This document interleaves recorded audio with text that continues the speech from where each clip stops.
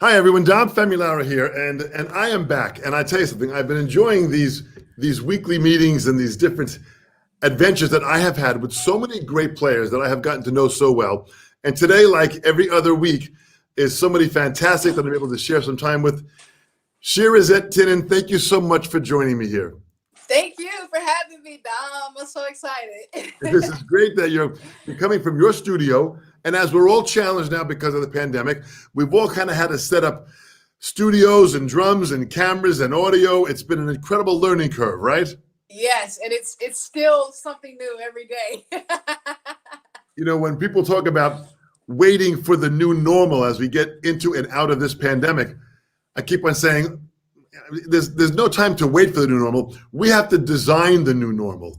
Yes, I agree. I agree so much. And I think that's really what you've done. When I want people to get to know you, I have heard from so many students that are studying with you that your musical, responsibility and your musical depth is just so important. And you're sharing this with these students, and you're really developing some incredibly great musicians.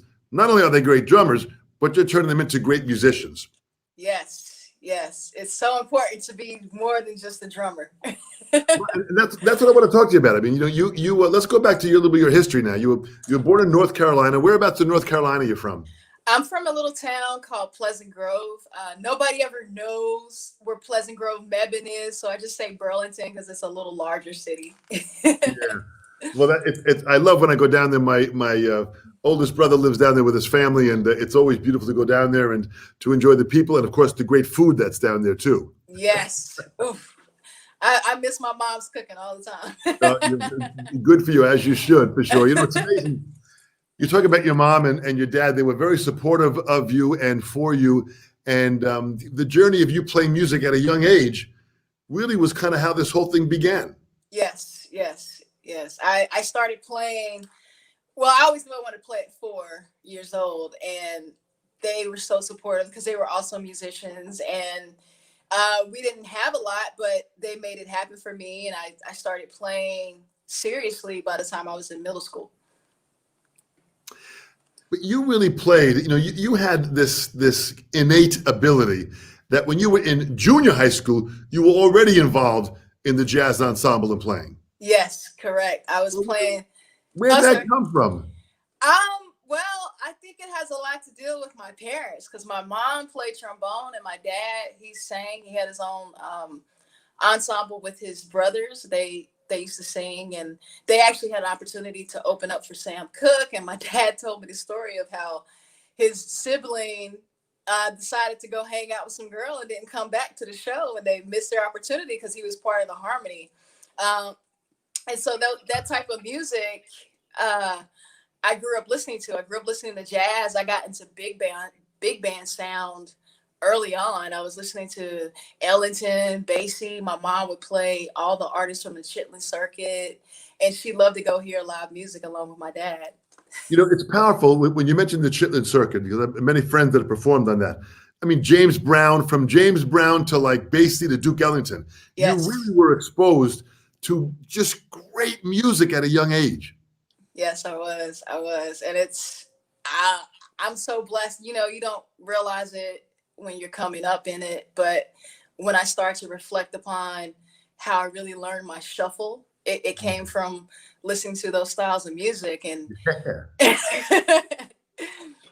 yeah. But I mean, there's got to be a point when you were in school and you were taking lessons. So what kind of lessons were you taking at that time, from junior high school to high school? Well, I didn't really have consistent lessons because of finances. However, my parents really trusted my drumline instructor, who his name is Greg Harvey. And so he would give me lessons and my parents would trade food with him. And so, nice. Yeah, I love it. He gave me a lot more quads and quint technique lessons and marching on style. And he showed me a couple of basics on drum set, but I learned more from just watching him because he was in the high school band, and my middle school and high school band were feeder schools. Interesting. So I remember seeing him when I was actually in elementary school play drums. And I was like, oh my God, that's what I'm going to be doing. And so he was like 4 years older than me. So he basically kind of took me up under his wing. And then I got to meet other drummers during All County Jazz Band. And they kind of also, not kind of, but they did. They actually shaped me and gave me a lot of information and provided me with a lot of growth. And speaking of that growth, it passed on to my time at Appalachian. So I already knew that I wanted to go to Appalachian because I saw their core style marching ensemble. Yeah, great. I'm very familiar with Appalachian's musical programs, and they have got some incredible programs with some great teachers there. So Yes. that's an incredible influence. Yes, it was a huge influence. And I was so enlightened by auditioning for the drum line and becoming a part of that and understanding what it truly took to study percussion, because my foundation up under Mark Hauser at Woodlawn Middle School and Eastern Alamance was great. However, he couldn't fill in all the gaps. And so when I got to Appalachian, I actually got into the school, but not the School of Music. Interesting. And so I had to learn classical timpani, marimba. I had to study classical snare drum. And it took me about a year of doing that to get that foundation together before Dr. Rob Falvo would have set me into his percussion department. Because I already had the drumming, skill, but the technical ability, I was still a little bit behind. And I even took that time to practice. I paid for my own lessons. I figured out how to to find the right teachers to teach me timpani and marimba. Who, matter of fact, the teacher I studied with, oh my God, I can't remember his name, but he was a really well-known vibraphonist and marimbas. He used to teach at Elon College. It was in the 90s. But anyway, he became a huge factor for me. And I also walked on the basketball team at Appalachian and played basketball for a year and got a scholarship. While I was trying to figure out, do I want to do music or do I want to play basketball? So I made the choice after I got into the School of Music. And then I had so many different, I had a percussion teacher, a drum set teacher, an ethnomusicology teacher that taught me all different types of percussion. And then my jazz studies teacher was Mr. Todd Wright, who is now Dr. Todd Wright. Yeah. So I really owe a lot to Appalachian because they pushed me and they never made me feel bad about the things that I didn't know. They encouraged me to learn to the aspect of when I got into the program, I auditioned and I was number 26 in the percussion department. And by the time I was done, I was in the top 3. Well, it sounds like you really put the time into it. I mean, it sounds like you really are driven and you put the time into it. And your physical prowess, like being involved with sports and even fitness, it sounds like you have all the ingredients of being in good physical condition to attack this instrument with the energy that it needs. Yes. I tell you what, just being in Appalachian's drum line, your core strength to march snare and do all those moves, it definitely helped that I was an athlete and lifting weights in high school and wanting to keep that factor because I actually ran into some back problems when I started playing cajon about 10 years ago. And because of my certification with physical fitness and personal training, I was able to bounce back probably a lot sooner than most people would. And I avoided having to have surgery. Interesting. So you were, I mean, listen, you were getting your chops together, at this time where you were, just killing with playing all the drumline stuff. So where did jazz enter the picture here? Jazz entered the picture for me. It's always been there since middle school. But I think what really took me to the top to know that I really wanted to do it for real and to make it part of my career is when Todd Wright started taking me under his wing, and I started gigging with him while I was in school. So even though I was a student, I was playing really high profile gigs with him. Nice. And it didn't happen overnight either. Like, I had to wait for my turn because he had other drum set students who he took through the same process. And if you couldn't play at a certain level, you couldn't gig with him. Yeah. And part of it was a learning curve because he didn't want me to play loud, you know? So he took me to this cafeteria in Boone, and we'd play, and we'd play there every Monday, I think. And it would be older people there who didn't like loud drums. And he intentionally put me in that environment and made me play quiet. And anytime I wasn't quiet enough, he would look back at me and be like, so that's how I started realizing, oh, wait, I need to work on my finger technique, because if I'm going to play quieter, then I have to have stronger fingers. So my tendons, you know, I was playing, I realized, with more muscle. Yeah. And I needed to use more of the smaller group muscles. And when I worked with him, he really taught me a lot. It's so crazy how I learned more from others that aren't playing my instrument. Like, I learned a lot from horn players. But isn't that the case? I mean, you know, these musicians inspire us to have to deliver what they need, and that's how we have to draw out of ourselves and from our instrument the skills and tools we need to do. Listen, that's the school of hard knocks. That's you're learning from the streets. It just doesn't get any better than that. No, it doesn't. No, because, you know, I love institutions that, you know, teach jazz and all types of music, but there's something to learning this process outside of a safe room, you know, because sometimes I feel like our teachers, you know, they don't want to beat us up too bad. So that we keep coming back, but sometimes we just need a little spanking. You sound like my parents now at that time when I was younger, for sure. It really comes down to that. But, you know, there's a certain level of you know, learning on the job, that when you're learning on the job that way, what you need to learn really kind of sticks into us much better than learning in a classroom where there isn't the pressure or the stress of the gig. When you're on the gig and someone turns to you and requests something like bring your volume down, but keep it intense. Oh.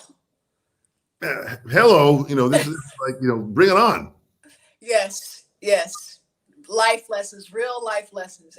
I totally agree. And also, you know, I learned a lot about my sound and how to shape that. Because Mr. Wright, along with Dr. Falvo and Scott Meister, and my drum set teacher was Rick Dilling. Nice. So those four people really influenced the way I sound, my technique, my tone. I remember being in classical lessons with Dr. Falvo, and he literally said to me, Shirazette, I need you to practice your double strokes, but with your snare drum off. And that way you can really hear when something's uneven. And I didn't realize that I wasn't really listening deep enough until he said that to me. And I started doing it, you know, and he would say, you have to do that warm up at a slow pace over and over for at least 10 minutes minimum, just to work on your sound. And he had me do it with quarter notes, like just long strokes, short strokes, taps. And it just made a world of difference. You know, it's amazing you say that. I had a chance of performing a few clinics with Tony Williams, and a part of his warm-up was he would turn his snares off and play a double stroke roll on his snare drum, and he would play that for about 15 minutes. And he would just find a volume he felt comfortable with. Sometimes it might have been low strokes, sometimes it might have been half strokes, but he would find a sound that he wanted, and he would just hold that. And I used to ask him, I said, Tony, what, you know, when you do that, what does that do for you? He said, it's kind of like when a horn player plays whole tones to hear the vibration of the sound and what the room delivers, and it puts you into a certain state of meditation. So he was going to already a much deeper place than just playing a double stroke roll on a snare drum with the snares off. So I think what you're doing is an extremely powerful exercise that you came from. Great stuff. Really good for you. Thank you. Thank you. So you're going on now. So you're playing with different bands. You're doing your thing. You've got the ability. I mean, you're a drummer, a teacher, a band leader. You've got your own trio, which is fantastic. As a composer and arranger, a producer, you're wearing several hats that you're doing to keep all this going. How do you balance all that? That's a great question. Sometimes I'm very good at balancing, and sometimes things fall apart. I'm just going to be honest. I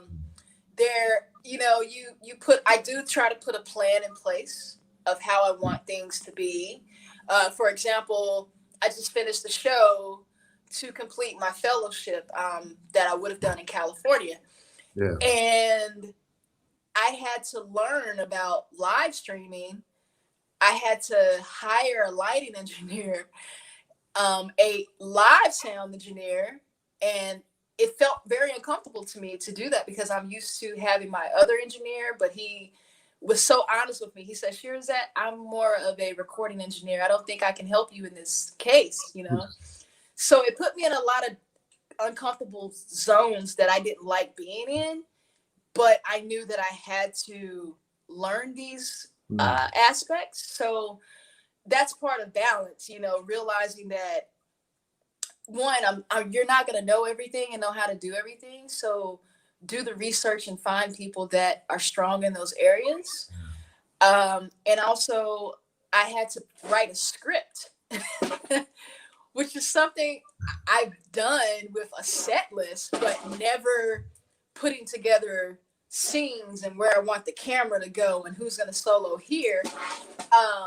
And I've experienced that by playing on NBC, but having to do it myself, it made me feel uncertainty. But then I just had to realize, you know what, this is not any different from doing a show. Now you just have to realize that you're also directing in a different way. So that's part of the balance. For me, warming up is really important for the balance, you know. And sometimes you have to lie to your band and tell them to be there at a certain time, even though you know that they're gonna come when they think they should be there. I've learned that over the years, but that has really totally made me respect when others ask me to be there for a certain call time as well. You know, so finding balance can be trial and error, because no matter how deep you make the plan from A through Z, there's something that's going to happen that can be out of your control. And the last part of balance for me is, at the end of the day, remembering that I need to keep my mind focused enough to where, even though I'm concerned about the band, the live stream, what's going to happen behind the scenes, are people getting fed? Did everybody arrive on time? I need to make sure I put aside time for myself to warm up and to make sure that I know my music to the level that I know others' music, because that was something that I used to do. I used to give so much to others that I didn't think about what I needed for myself to stay in the forefront. And, you know, you're not guaranteed to always play with the same people. So it's good to start experimenting with your own project. Well, that's the ability of learning how to adapt and to be a chameleon, to adapt and change whatever is needed for that moment at that time with that set of musicians. Yes. That is a great skill to have, for sure, and to develop. And that's important. And I know, listen, I know you're teaching at the New Jersey City University, which is fantastic. And Nick Bergamini who's the son of Joe Bergamini, who manages this entire Sabian Education Network, craziness with all these teachers globally is so great. Nick comes back and he loves the lessons because he says, she really gives us enough stuff to work on that's driving us and moving us forward. Yes. That's really, actually, he said here, I think, boy, where did I say that? Joe, listen, we've got some people here. This is so great. I want to show some of these things. Oh, good. Check this out here. We've got Daniel from Mexico. So Hi. we're reaching a crew here, which is fantastic. We've got Artemir Kor from Moscow in Russia. Hey. We've got John Wilson's joining us from Iowa, a phenomenal player and teacher in himself. Diego Sanchez, who always joins us. My gosh, these guys are from everywhere. Victoria is from Kiev, Ukraine. Hello. Drummer. John Lamantina, a great teacher from Atlanta, Georgia. You've got Nick Bergamini. He happens to be here listening. Right now to have him here. Hey, Nick. We've got, look at this here. We've got Valdir from Brazil. Wow. We've got Arthur also is from here, I believe Arthur's from Russia also. Okay. Claude Hoffman is from Belgium. Catherine Wall, a phenomenal female player, drum set player and educator from Christchurch, New Zealand. Oh, hi, Christchurch, Bronxville. Sergey is from Lviv in the Ukraine. I mean, this is fantastica. Look at this. Odessa. Hi. And Jenny from Odessa. This is fantastic. That's amazing. Mikhail from Siberia. Listen. I've been to Siberia. You're you're pulling everybody out of the corner of the world here. Look at this. Marina, who's from Cyprus. Wow. I've never been to Alaska. I want to go. Oh my gosh. Look at this here. This is Bruno from Belgium. Hey. Jorge Sanchez, who I just had here from Spain. So we've got a variety of them. Martin Raza is from Slovenia. This is incredible. Darby from Memphis. This is Suzanne Morizette from Orange County, California. This is incredible that you have all these different people. My point is you've reached the world right now. So here you are as a performer and as an educator. You put your band together, so you're learning all these different skills. We had a question here actually from Felipe Drago. You've got all these different things, instruments hanging up on your wall here. Yes. Do you play any of those instruments? I play the bass. You play bass guitar. Thank you, Felipe. You pulled it out. Bass guitar. So how'd you learn playing bass? Well, my master's program, it was very challenging for me, and only because I waited to go to my master's program about 3 years later. So my skill level was different, and my teachers were trying to pull another aspect out of me, and out of my frustration of my muscle memory and my body just not wanting to cooperate with what they were asking of me. But I can do a lot of those things now. My last semester, I decided that in order for me to be a better composer, it would be good for me to understand why and how the bass connects with the root of everything. Nice. Because for me in my master's program, composition was a very difficult task at first. Mm-hmm. So I studied with Kelly Seals on the bass from Chicago. Yeah. And I had so much fun with him, and it opened up my ears, opened up so many things that I innately understood theoretically with music theory. But when I sat down with him and I started to understand it from a bass perspective, it just helped me so much. So that's the gist of the story. Boy, but that's fantastic. So let's go to, you went, here you are with your trio. You had a guest artist on bass of Christian Mcbride. So yes. To be able to understand what bass is doing and the relationship of bass to drums, to even play with something like that, what was that like? I mean, he is just a phenomenal musician. Oh my God, it was so amazing. I'm hoping I'm not blasting you out because I just started yelling. Not at all. Don't worry about it. There's nobody with a louder screaming voice than myself, so go for it. I have to say that I had known of Christian Mcbride for quite a long time. And so when I started gigging on the same circuit as him, it was like being in utopia. So the first time I actually got to sit down and connect with Christian Mcbride was in Umbria at the Umbria Jazz Festival. Yeah. And he's just so down to earth. And you know how sometimes when you're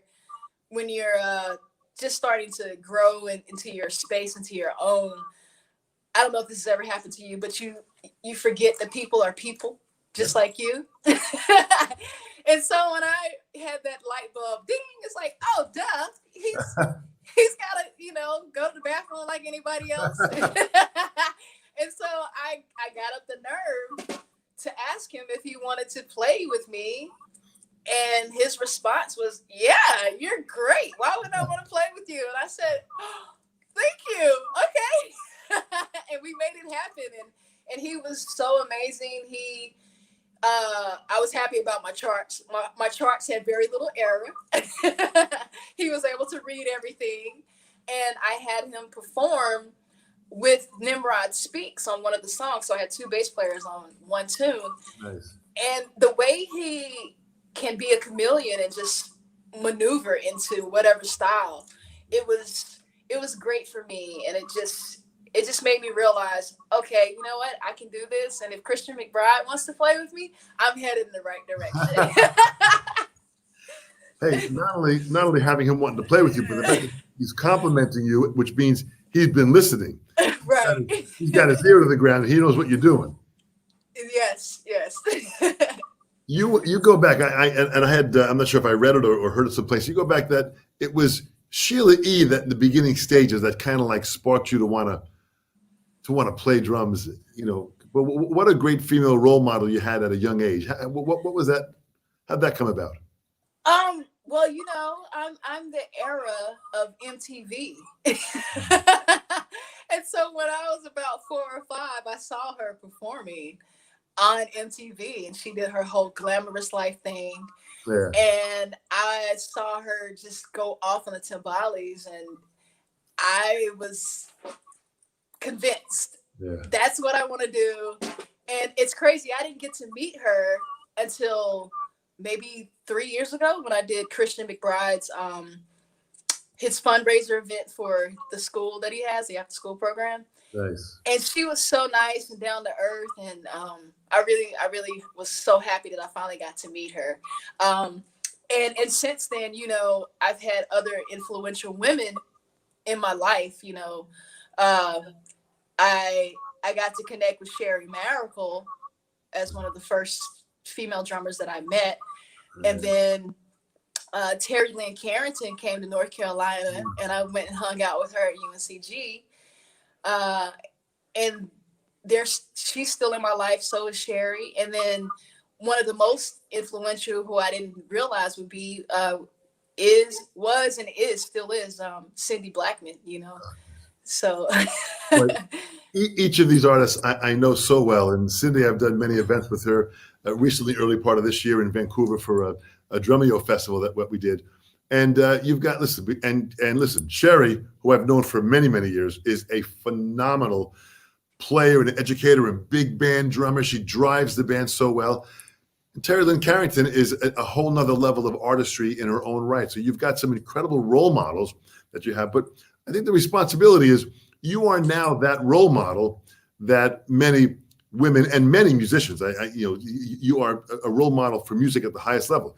Hearing your recordings, we don't notice gender on recordings.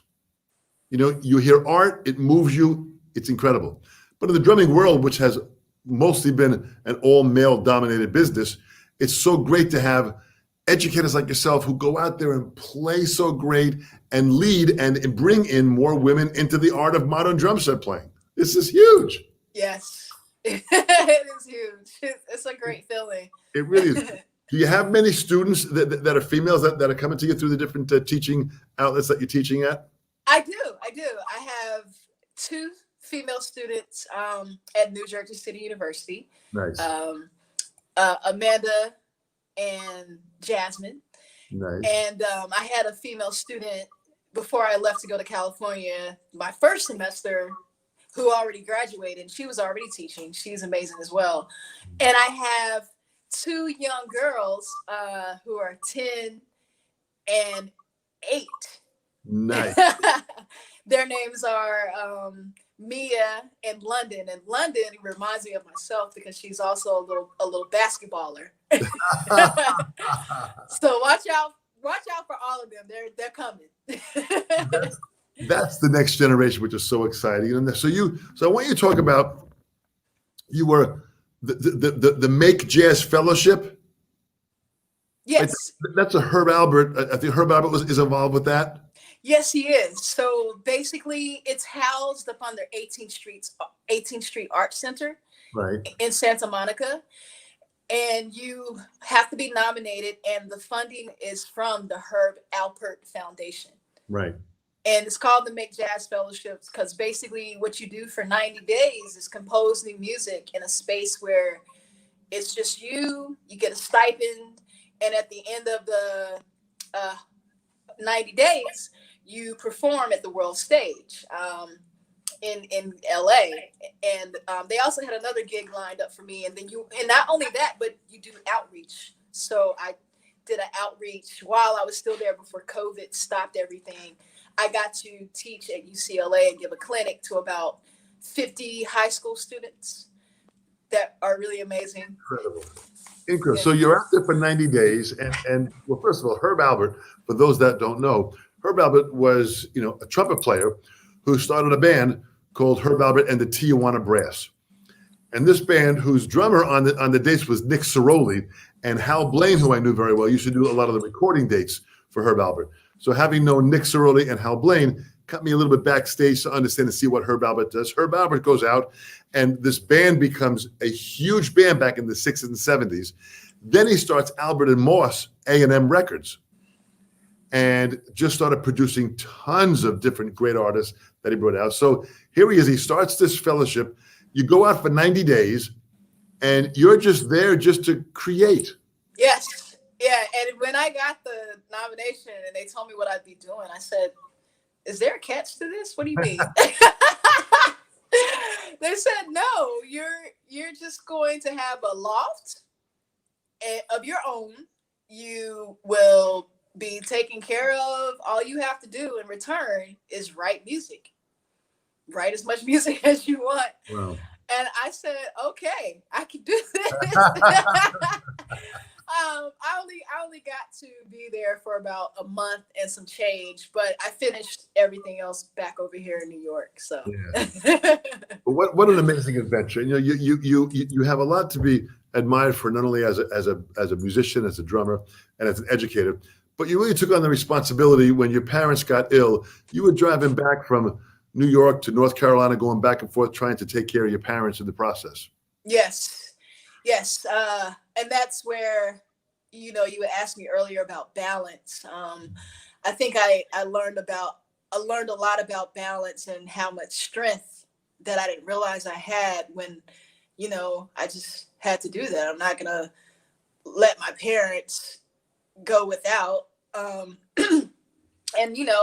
some people might think that the sacrifices that I made weren't smart, but at the end of the day, my parents needed me. And so I did what I needed to do. And I've been blessed through that. I had to work at Apple while I was touring and driving to North Carolina just about every month. And Apple, thank God, loves artists and creatives. And they gave me the flexibility that I needed, only because when I was at my job, I made sure that I was present and I gave Apple what they needed from me back. Right. I drove back the same day from North Carolina and arrived to a recording session for Alan Harris, had my drums, set them up, recorded the music. Like, nobody really knew the depth of what was going on or the stress that I was up under, because, at the end of the day, I still had people that were dependent on me, not just my parents. And the only way I was going to be able to take care of them financially is if I continued to push. And so I did that. But this is admirable at many levels. This is where, we start to have to balance our personal challenges with our business challenges. And that's when, the rubber hits the road. That's when we have to put our big girl or big boy pants on and start to deal with responsibility. And if we take the role of the victim, why me? Why is this happening? That will completely disable us and we'll get nothing done. But if you do what you did and accept the responsibility and face it with courage and energy, you got through that. And you were able to allow your parents to see this great career that you're still building and developing and the successes that you had. And they are smiling. They are absolutely smiling and still in 100% supportiveness for you. Yes. Yeah, you hit it on the nutshell. I couldn't have said it any better. Well, that's the part of it. As we have people joining us here, I have to always say, let me come back to here. It is over here. Sabian is also listening clearly from Meductic, New Brunswick, Canada. So we got to bring Canada into this here because it's because of Sabian that allows us. Not only do they make great product, but they are great people and they are great in supporting education, as they have Joe Bergamini organizing the Sabian Education Network, which I've helped with the company to develop. And we've got these teachers globally involved in listening. As you just saw from around the world, they're hearing every word that you're saying, Shirazette, and that's so great that you are inspiring them. And with Sabian, not only do they allow us to do this, but they make great freaking cymbals. Yes. Tell me about what you have here. Tell me about your setup this here. All right. So this is my jazz setup, which is, I'm gonna remove it away from me so you can see. Yeah. This is my bass ride. Nice. And then here, so you can see the name. This is my HHX 22. Yeah. My bass ride is a 21, which I think is pretty dope. But I also have a big baby, which is like 24 inches. Woo! But I didn't put it on here. I used to tour with that one. And my vault, my Fierce vault over here. Look at this. Yeah. And I really love the legacy hats, the HHX. So I'm kind of a mix and match kind of girl because, even though I'm playing jazz, the type of jazz that I'm playing kind of blends and fusion, especially when I'm on the road with Alan Harris, because he plays guitar. We might go into a country tune, a rock tune. Yeah. So when I'm with him, I would switch out one of these cymbals and add an ozone, or the Holy China, just so I can have, but it's amazing. And I don't know, like, depending on what day it is or what I need, I have enough cymbals to switch out for a pop gig, a rock gig, or whatever. So I like the colors that I have. And but yeah, so what else do you want to know? Anything else? I like what you're saying, because when I had the chance of knowing Elvin Jones, he spoke about his drums and cymbals as colors. And it was clearly, it's those colors that inspired him to use them with different intensity in how he was playing. With certain musicians, he brought certain cymbals with him just so we can have that level of color for that band and that moment and the intensity of the music that they were playing. So the fact that you see it that way is really what I want everyone to know, that's looking at it from a bigger picture. It's not just looking at it from a drumistic standpoint. I've got a cymbal that fits and that I like. It's that you have the flexibility to know that you got to have a handful of cymbals that you can mix and match and, use what you need at that moment. Yes. Because not every bass player works because their tone is so different. So I found that, I can't use this ride cymbal because it's too bright. It doesn't blend well with this bass player. Or it's too dark and it doesn't cut through. And even with my kick drum, I have to be conscious of, am I in the same frequency as the bass player? Because then it doesn't have the same attack. It's absolutely.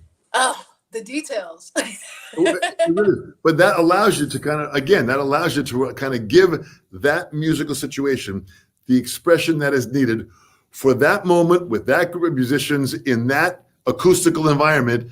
Now, that's a great quality that you have to have the openness to be able to hear that and understand that. Yes, indeed. That's great. There's a young drummer from Rhode Island, George Breitner. George Breitner. He just heard you on Inner Frustration. Oh, that's from my first album. Thank you. Thank you so much. Let's talk about that. Your first album was Humility. Yes. And that was Purity of My Soul. Yes. Talk about that. Talk about how that came about. That came about because honestly, Miriam Sullivan, aka Mimi Jones, who plays with Tia Fuller a lot, she met me in North Carolina. She always says when I was like 14, I was really in my 20s, but she was like, you look like a little girl. And she said, if you ever come to New York, hit me up, I want to connect. And I ran into her again when I won Sisters in Jazz, and I went to DC to perform, with all the other girls that won. I don't know if you've ever heard of Sisters in Jazz. I have, totally, yeah. Yeah. So I won it the last year before IAJ went under. Yeah. And I saw her again, and she said, all right, when you coming to New York? And I ended up going because I got a gig playing on an Afro-Peruvian band. Oh, that's great. And so the album came about after me going on the road with Tia and connecting and becoming closer with them. And, Miriam is the one that stressed that I need to start doing my own project. And I said, I did that in North Carolina and it didn't work out really well. I don't think I want to do that again. And she was like, okay, you need to do it again. I understand that it failed the first time, but let's get back up and try this again. And I was so into not thinking I could write and just trying to find all the excuses I could not to write this album. And she said, no, you're going to do it. And I'm going to put you on my label that I'm starting and blah, blah, blah. And so I said, okay, fine. If you think I can do this, then there apparently is something in me that needs to do it. And so I started writing the music, and I started thinking about how I felt being a Southerner in the North and growing up with Southern ways and yes, ma'am, no, sir. Absolutely. And people in New York are just rude. So I was thinking, how can I stay pure to myself and pure to my foundation and keep my soul in a way that balances me? And even though I'm learning to be more aggressive and go after the things I want, how do I keep that balance and stay true to what my parents raised me to be? Yeah. And that's what humility, purity of my soul is about. Because I started running into a lot of different players on the scene in New York who just weren't friendly. Yeah. And I didn't grow up in that environment. I grew up in an environment where people shared information, where you wanted everybody to grow.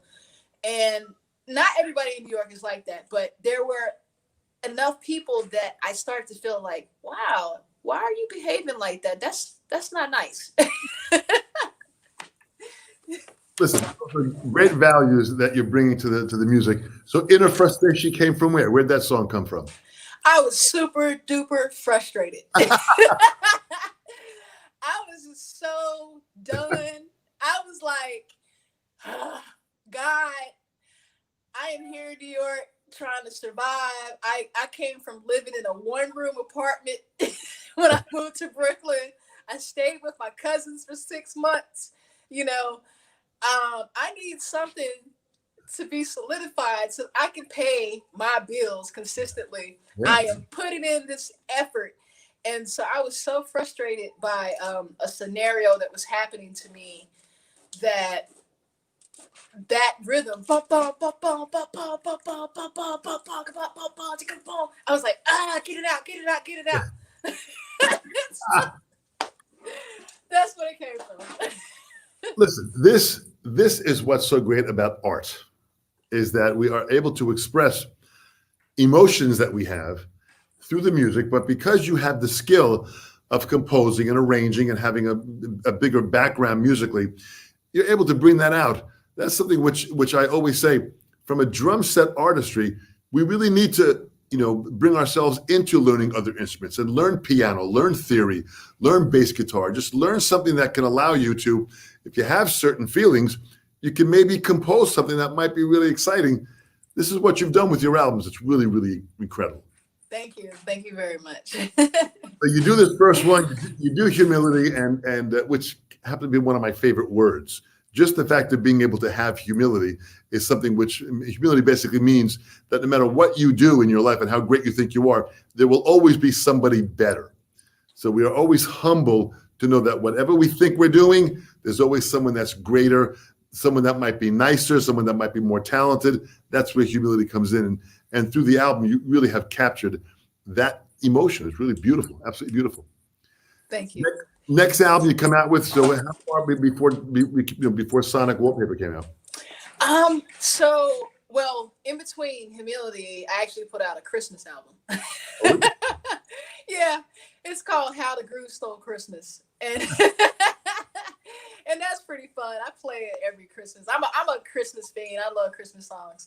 But the development of Sonic Wallpaper, which is the band name, that came about because I wanted to start figuring out all the styles that I had been influenced by and how to make my sound even more about how I create.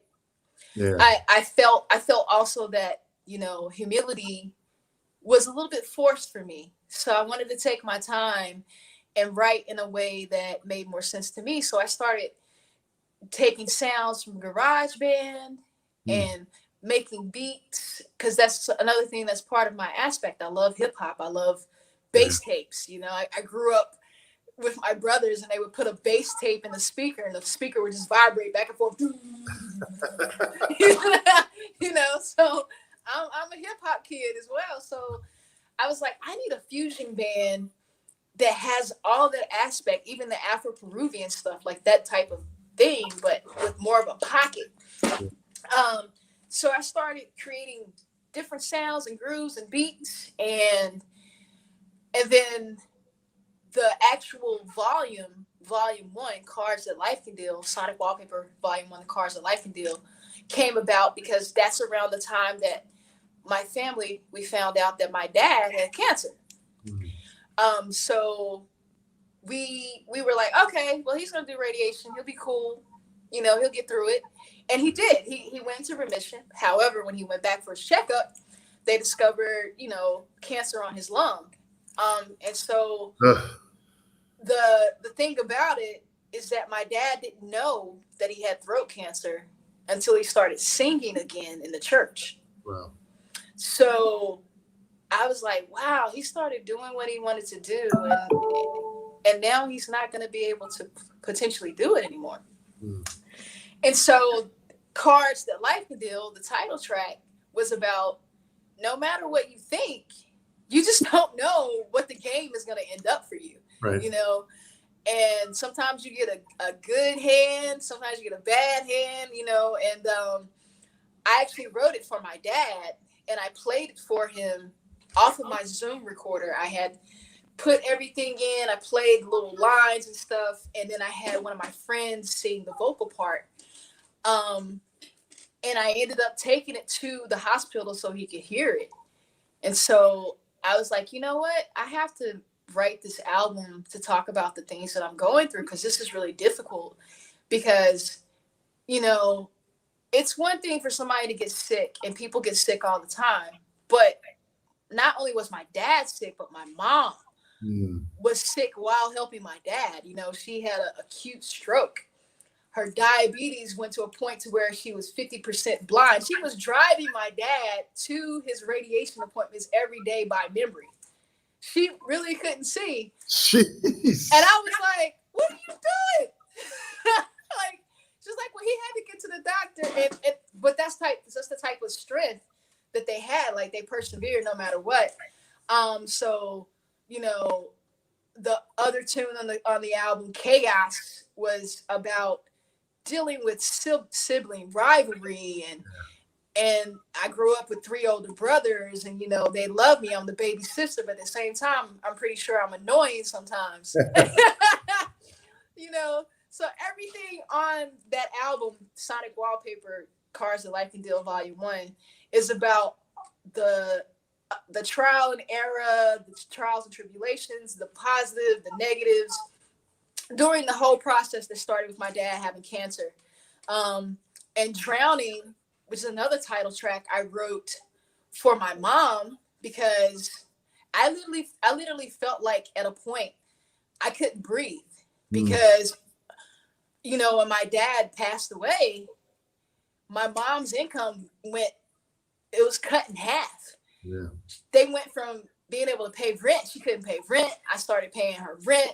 You know, my siblings were doing what they could, but they were also dealing with growing up and honestly being Black men in the South. It wasn't easy for them. So, you know, all those experiences just kind of made me the go-to person for a little while for certain things. And my mom needed me to be there emotionally as well, in a way that I didn't think I was ready for, because I was like, I don't know if I can handle all of this.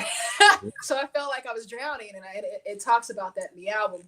But so basically, I kind of feel like writing and coming up with this album was basically about storytelling. I feel like I'm an okay storyteller. You know, it's amazing I want everyone to kind of realize that the trials and tribulations that we go through in life, that's what delivers art.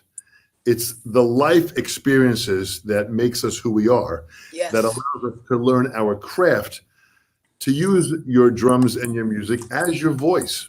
This becomes a whole nother voice to be able to express. And you're doing this so beautifully in the process. And you've been recognized. Listen, Modern Drummer, July 2014, Omar Hakim was on the cover. Your section in there was absolutely great to see Modern Drummer give you the recognition that you truly deserve. Thank you. Really fantastic. And then Jazz Times, I remember it was a while ago, I was reading in Jazz Times that I saw your name in there. They did a write-up for me for November, but I think you're referring to 2014 when I released Humility with Camille Thurman and Mimi Jones. It was a 3-album, 3 different bands, but they looked at us as like a unit. Yes. Because we were all women and we were being powerful and putting out our albums together. So that's the one you're referring to. How great! But how great to see that. You know, there's an interesting comment that Catherine Wall had said here from Christchurch, New Zealand. One thing I love about teaching young students as a female drummer is that they all grow up thinking that it's not unusual for the girls and women to play drums. Catherine, great point. Thank you so much. And I think that's an important part, that what you're doing is you're setting this example that, listen, this is normal. Yes. Sherry, as you mentioned, Terry Lynn Carrington, Sheila E., all these great female drummers. And, you know, we just lost recently Viola Smith, who was 99, or she was 108. 107. Almost 108 years old, playing drums, leading the forces of female in this incredible art form that we have, which is just a beautiful story. Yes, it's an amazing story that she has. I mean, let's not also forget about Karen Carpenter. Absolutely. I mean, I didn't grow up in an environment where, me being a girl, I couldn't do certain things, you know. And I think if little girls are still being taught that, then that has to stop, because there's not one thing that I can't do because I'm female. Yeah. You know, it's all about mind over matter, and the ability to be aggressive is okay. Like, if you're a girl and you're aggressive, there's nothing wrong with that. Right. Don't be rude. Yeah. But, you know, you can be respectful and still go after what you want in life. And if people can't accept that because you're a woman and they think you need to be a certain way, then they're not the people that need to be in your life. Absolutely. You know, interesting. And you mentioned Cindy Blackman, who was phenomenal, and Annika Niles, all these great women that are leading the path. But you mentioned aggressive. It's kind of interesting. I see you as assertive. You see, aggressive, the word aggressive is when you get what you achieve, but you're kind of negative and you step on other people to get it. You're aggressively getting it. An assertive person uses their skills as a human to get what they want, but they get it politely. Right.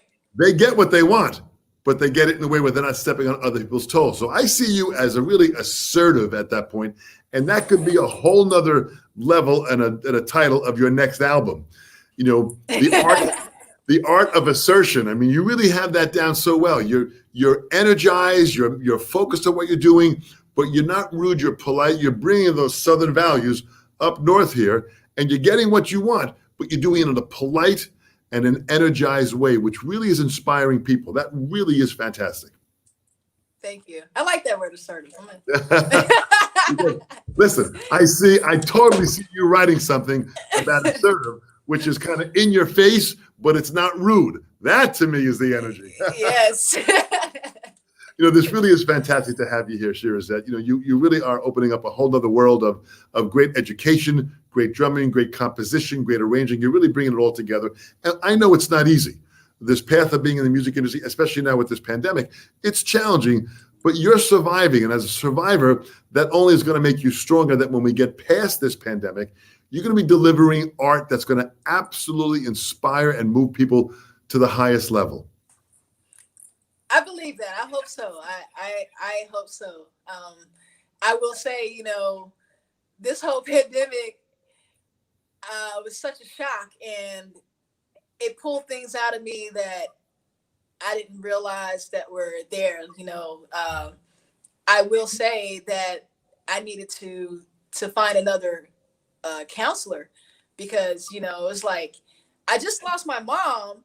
I had a car accident 6 months after my mom passed that totaled my car. Oh man! I had to go with therapy for my shoulders, and now I'm in this amazing California run to the beach writing music, and it just stopped. And I said, I can't have a mental breakdown. Let me talk to somebody. So that's the thing. It's about mental health. Yeah. And I don't know if you can see this Fit Muse on my shirt, but this is my basic statement about staying fit as a musician. And a lot of people think that it's a physically fit aspect that you need to have, but it's mind, body, and soul. Yeah. And when you start to feel one of those things shifting and going out of alignment, you have to seek the proper tools, the proper resources to keep you balanced. So I don't want people to think that COVID hasn't affected me, because it has. It's affected me in a lot of ways. I lost people from COVID. Yeah. I lost my counselor from COVID. Yeah. Alex Lane, the bassist I used to play with, who put me under his wing. He was like 80 something, healthiest guy ever. So you just have to remember that no matter what, COVID is here and there's nothing you can do about it. But you can take this time to work on things that you may have not had time to do before. Yeah. And also it's created this mindset for me to realize that I can be even more independent and depend more on myself to get the things that I need. Yeah. Well, what a great positive way to pull out the strength that we need to go through this time.